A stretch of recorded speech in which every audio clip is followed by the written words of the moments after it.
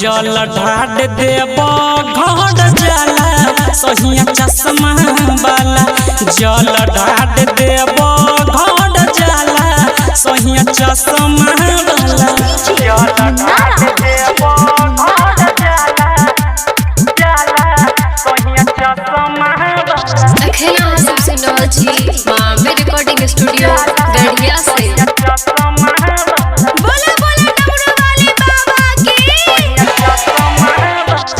पियनहले बस अखी कपड़ा गेरुआ कलर के ध्यान उनके लागल बाटे भोला के नगर में पियनहले बस अखी कपड़ा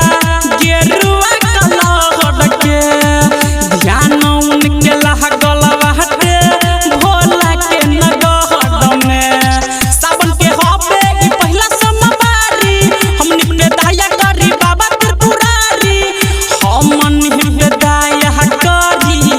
बाबा त्रिपुरारी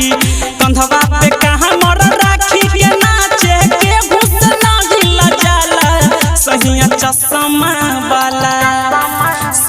चश्मा वाला जल ढाड देब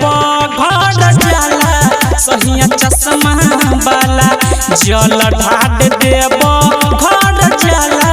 सहिया चश्मा वाला जल ढाड देब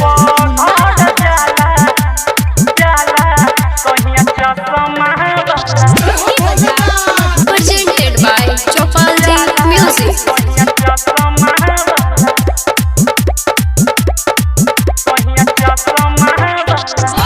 पहुआ में पड़े नहीं तनिको सछाला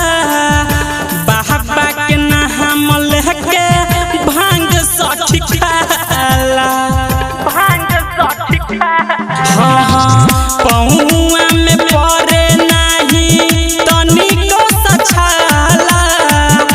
बाबा के नाम लेके भांग सखी खाला अब सकनी साथ मजा बजा बरू के अजय अकेला देख चिलम के धुके अजय अकेला देख चिलम के धुके बोलबा म बोल के करे लहाला डीजे पे कमर हिलाला सहिया चश्मा वाला जल ढाड देब घर